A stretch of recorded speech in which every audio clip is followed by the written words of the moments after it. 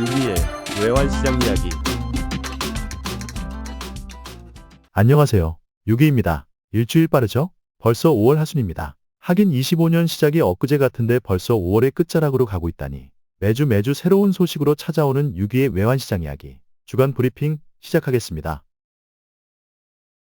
지난주 원화는 주초 미중 간 무역협상 타결 소식에 급등을 했다가 중반 이후 한미 간의 무역협상 중 환율에 대한 부분도 협의가 있었다는 소식이 전해지면서 급락으로 돌아선 한 주였습니다. 결국 1,400원을 두고 왔다 갔다 하는 모습을 아직 보여주고 있지만 점점 상승 쪽의 모멘텀이 옅어지는 모습입니다. 하지만 아직은 조금 더 1,400원에서 공방을 이어갈 듯합니다. 지난 주말 미중 간 스위스 협상에서 양국은 긍정적인 협의를 끝냈습니다. 미국은 중국에 35%만 남기고 철회하기로 했고 중국도 미국에 10% 관세만 부과하는 것으로 협의했습니다. 이 결과 미국 경기 회복에 대한 기대감이 높아지면서 원화뿐만 아니고 각국의 통화는 급격한 약세로 전환되었습니다. 원화는 1,428원대까지 상승했고 엔화는 148원대 후반까지 상승했습니다. 이후 약세의 움직임을 이어가던 환율은 화요일 밤부터 일본이 6월 G7 회의에서 미국과 통화에 대한 협의를 할 수 있다는 이야기를 하고 급기야 수요일 오후장 마감 이후인 5시경 우리나라 기획재정부에서 역시 미국과 환율 협의를 한 적이 있다고 발표하면서 시장은 급반전합니다.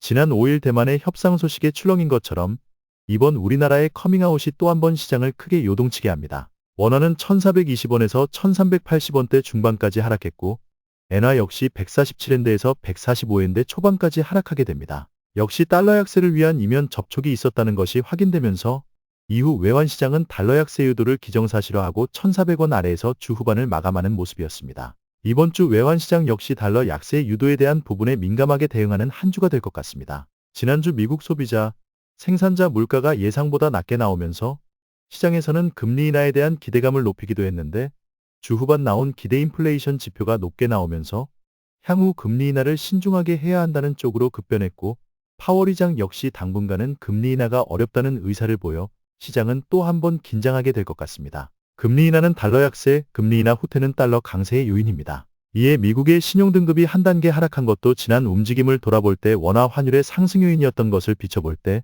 상승과 하락이 대립하는 한 주가 될 듯합니다. 이번 주 역시 1,400원을 두고 공방을 벌이는 한 주가 이어질 듯합니다. 아직은 조금 더 세력 간의 대립으로 힘을 소진하는 시간이 필요해 보입니다. 이번 주 예상 변동폭을 살펴보겠습니다. 엔화는 144.3에서 147.2엔 사이, 원화는 1,375원에서 1,412원 사이입니다. 지난주 엔화 시장 돌아보겠습니다. 지난주 엔화는 역시 미중 관세 협상 타결 소식에 큰 폭 상승을 했다가 우리나라의 환율 조정 협상이 있었다는 소식이 전해지면서 대만에 이어 한국까지 그럼 우리 일본도 환율에 대한 협상이 있었던 것 아닌가 라고 생각하게 되고 일본 재무성에서도 6월 G7 재무장관 회의에서 환율 관련 논의를 하겠다고 언급하면서 지속적인 하락의 모습을 보이며 한 주를 마감했습니다. 148엔 후반까지 갔다가 144엔 후반으로 하락한 후 소폭의 조정을 받고 있는 모습이고 이 모습이라면 엔화 강세, 차트상 하락의 움직임이 이어질 수 있겠다는 생각입니다. 원화시장 돌아보겠습니다. 지난주 원화는 역시 엔화와 마찬가지로 미중 관세 협상의 타결 소식에 크게 급등하며 약세의 모습을 보였습니다. 1,400원 초반에서 1,428원까지 급등한 이후 미중 관세 협상 타결에 대한 기대감으로 강세를 보인 위엔화의 움직임도 무시한 채 눈치 보기를 이어가다 결국 수요일 오후 늦게 지난 5일 그러니까 대만 달러가 요동을 치던 그때 기획재정부 국제경제관리관과 미국 재무부 국제차관보의 아시아개발은행 연차총회에서 1시간가량 환율 관련 실무 협상을 진행했었다고 밝혔습니다. 이에 원화 역시 강세 유도가 있을 것이라는 인식으로 1,420원대에서 1,380원 후반까지 급락의 모습을 보였습니다. 이후 환율에 대한 언급은 없었다는 둥, 원화 강세를 유도하지는 않을 것이라는 둥, 언론 플레이는 계속 나왔지만 시장은 믿지 않는 분위기로 어찌되었던 엔화와 원화 역시 강세 유도가 있을 것이라는 해석으로 하락의 분위기를 강하게 이어갔습니다. 금요일 밤 미국장에서는 기대 인플레이션율이 상승하면서 달러는 약간의 강세를 보이며 1,400원 언저리에서 마감했습니다.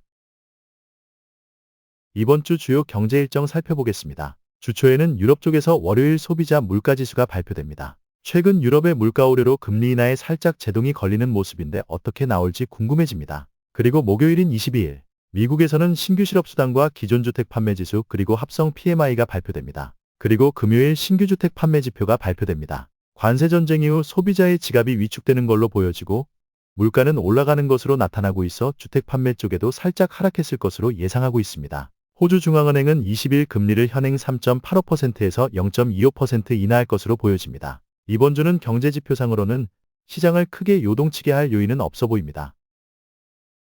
상승 하락 시소 분석입니다. 상승 요인으로는 역시 관세 전쟁이 아직 끝나지 않았다는 것입니다. 그리고 미중 협상 역시 3개월의 시한부라는 것입니다. 구체적인 이행 계획이 뒤따라야 할 것입니다. 그리고 1,400원 이하에서의 저가 매수 세력이 만만치 않게 포진해 있는 점도 바닥을 지지하는 버팀목이 되고 있습니다. 러우 전쟁 역시 끝날 것 같으면서 끝나지 않고 있습니다. 러시아 쪽에서 강경하게 나오고 있어 쉽지 않아 보이고 그렇다고 우크라이나도 영토를 포기하기는 힘들 것 같아 해법이 쉽지 않아 보입니다. 미국의 신용등급이 하락했다는 점 그리고 그 여파로 미국 장기국채 가격이 상승한다면 원화에도 영향을 미쳐 상승시킬 수 있겠다는 생각입니다. 하락 요인으로는 역시 관세 협상에 있어 이면 계약으로 환율 강세 유도를 같이 요구하고 있다는 것입니다. 물론 원칙은 시장에서 결정되어야 한다고들 말하지만 실상은 뒤에서 이런저런 협상을 다 하고 있다는 점이 시장을 불안하게 만들고 있습니다. 비단 우리나라만이 아니라 대만도 한번 흔들렸으니 이젠 일본 쪽도 가능성이 있다고 봐야겠습니다. 국내 증시에서 지난주 외국인 순매수 움직임은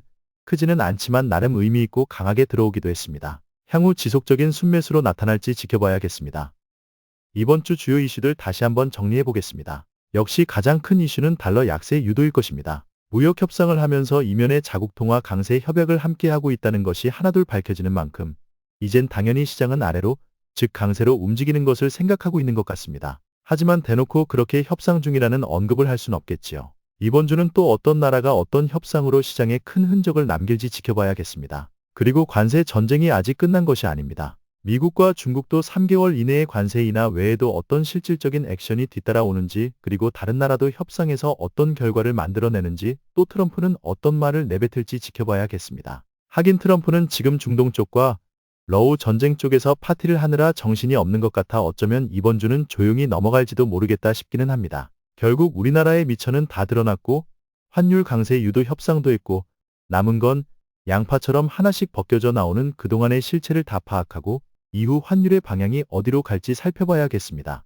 미국의 신용등급이 하락했습니다. 가장 큰 요인은 정부의 재정적자에 대한 부분인데 이것이 또 트럼프의 관세정책처럼 세금을 많이 걷어서 정부의 적자를 메우면 된다는 논리, 그래서 더 강하고 빠르게 관세 압박을 해야 한다는 논리에 대한 설득력을 부여하고 있습니다. 향후 부작용이 우려되긴 하지만 어쨌든 지금은 트럼프의 관세 전쟁에 힘을 싣는 요인인 것 같습니다. 1,400원 아래에서는 결제 수요가 1,400원 위에서는 고점 내고 물량이 나오고 있습니다. 어느 정도 해소되고 나면 이제 본격적으로 하락의 움직임을 보일 듯합니다. 증시에서도 외국인이 크게 순매수로 돌아서진 않았지만 예전보다 순매도 움직임이 둔해졌습니다. 향후 외국인 동향도 주시해야겠습니다. 대만 달러, 위엔화, 원화, 이제 남은 건 엔화입니다. 엔화 역시 한 번에 급 다운되는 강세로 전환된다면 시장은 크게 하락의 발자국을 찍을 수 있을 것입니다. 아직은 조금 더 시간이 필요해 보이기는 하지만 말입니다. 이번 주 예상 변동폭을 살펴보겠습니다. 엔화는 144.3엔에서 147.2엔, 원화는 1375원에서 1412원 사이입니다.